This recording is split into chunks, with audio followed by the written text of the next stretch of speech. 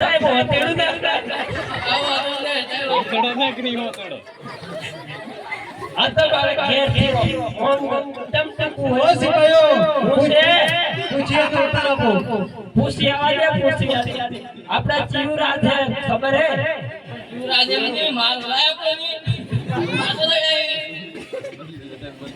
પ્રધાનજી આપડા ચીવરાજ ગણાય અને પછી પડિયા રાજા શું કરે